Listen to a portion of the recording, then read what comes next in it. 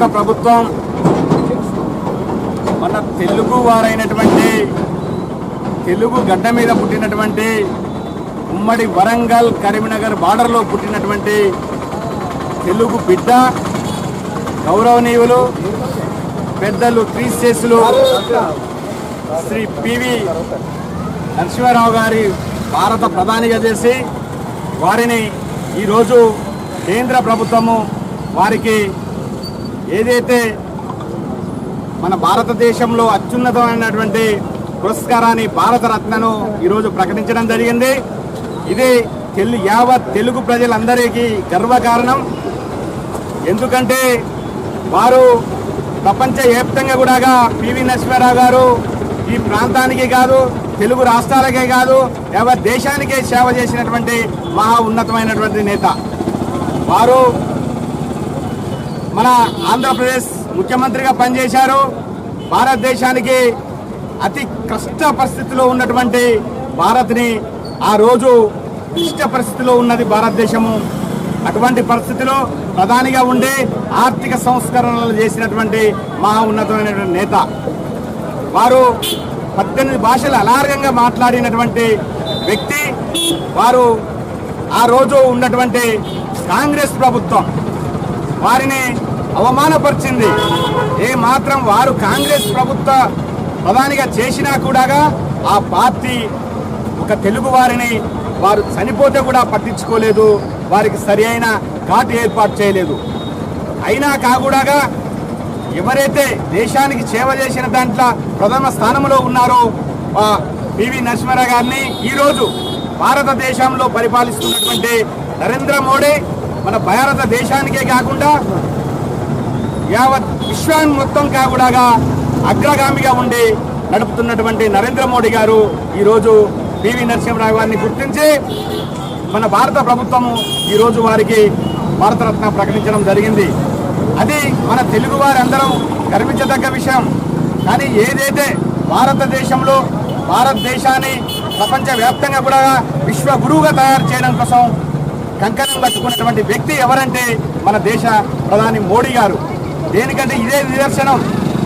ఎటువంటి స్వార్థం లేదు, నీతి నియమాలు కట్టుబడి ఉన్నటువంటి వ్యక్తి, ధర్మానికి పనిచేస్తున్నటువంటి వ్యక్తి. అటువంటి వ్యక్తి ఈరోజు మనకు భారతదేశ ప్రధానిగా మనకు కొనసాగడం మనందరం గర్వకారణం. ఏదైతే 2 పర్యాయాలు పూర్తి చేసుకొని 3వ పర్యాయాన్ని కూడా మోడీ గారు మనకు ముందుకు రాబోతున్నాడు.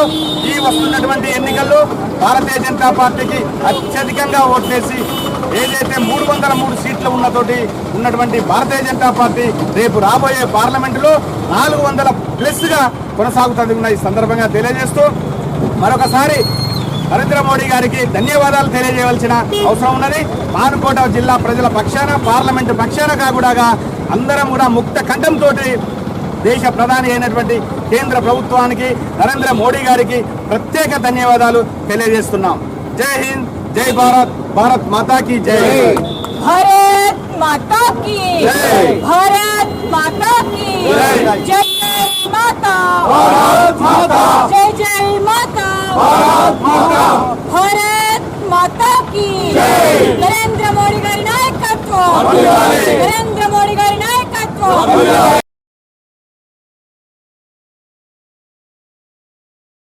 నేను ఏ పని చేసినా ఒక్క భారతీయ జనతా పార్టీ ఎదుగుదల కోసం తప్ప వేరే ఎటువంటి కుళ్ళు రాజకీయాలు ఇటువంటివి మాకు ఇప్పుడు దాకా అలవాట్లేదు. ఆ మచ్చ కూడా మేము అంటించుకోవాల్సిన అవసరం కూడా లేదు.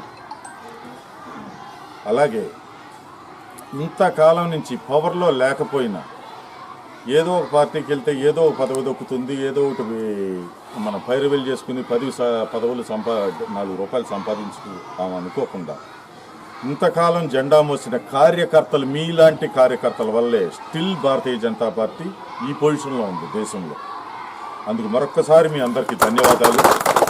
ఎటువంటి ప్రలోభాలకి లొంగకుండా ఉన్నందుకు. అభ్యర్థి ఈసారి డెఫినెట్గా చాలా మంచి అభ్యర్థి వస్తాడు. మీకు అందులో డోకా ఏం లేదు.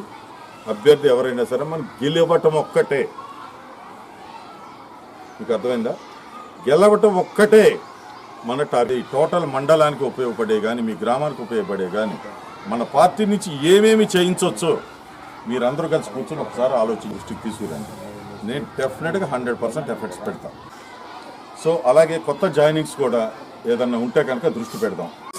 మన ప్రాంతంలో మనం అభివృద్ధి చెందాలా, ఎప్పుడు చెందుతాం? మనం ఒక వార్డు నెంబర్గా ఇక్కడ గెలవాలా, చంద్రకళక గెలిచినట్టుగా వార్డు నెంబర్గా గెలవాలా, ఇక్కడ సర్పంచ్ని గెలవాలా, ఎంపీటీసీని గెలవాలా, ఎంపీపీ కైవాసం చేసుకోవాలా, జడ్పీటీసీ కైవాసం చేసుకున్నప్పుడే మానుకోట్ల ఎమ్మెల్యే గెలుస్తాం. ఆ దశగా మనం ప్రయాణం చేయాలి, ఆ దశగా మనం పనిచేయాలి. రోజుకు ఒక గంట సేపు పార్టీ గురించి ఆలోచించినప్పుడు ఖచ్చితంగా ఈ కేశవంతరంలో పార్టీ ముందుకు పోతుంది. నేను జిల్లా అధ్యక్షుడు చేశాను, ఆ తర్వాత వద్దిరాజు రామచంద్రరావు చేశాను, ఇవాళ వైవి రావు గారు జిల్లా అధ్యక్షుడిగా మనం ముందుకు వచ్చాం. రేపు ఇంకోరు వస్తారు, రేపు ఇంకోరు వస్తారు. వ్యక్తుల కోసం మనం పనిచేసే పార్టీ భారతీయ జనతా పార్టీ కాదు, సిద్ధాంతం కోసమే పనిచేసేటువంటి పార్టీ భారతీయ జనతా పార్టీ. అటువంటి కార్యకర్తలు మమేకమై ఉన్నప్పుడే మనం అనుకున్నది ఖచ్చితంగా ఈ ప్రాంతంలో అన్ని స్థానాలను గెలవబోతున్నాం. ఎందుకంటే కోణాలతో నిలమైన అయి ఉన్నటువంటి పార్టీ కాంగ్రెస్ పార్టీ. దానికి భిన్నంగా భారతీయ జనతా పార్టీ ఆవిర్భవించింది. ఈరోజు నరేంద్ర మోడీ గారు 3వ టర్మ్ ప్రధాని కాబోతున్నాడు. ఇంత మచ్చ ఇంటికంత అవినీతి కూడా జరిగిన చరిత్ర లేదు భారత ప్రభుత్వంలో. అడగనప్పుడు అమ్మ కూడా అన్నం పెట్టదు. కాబట్టి మొత్తం గాలి వీస్తుంది, అందరూ కేశవంతరం ఉన్న వాళ్ళంతా మనకే ఓటేస్తుందో తప్పు.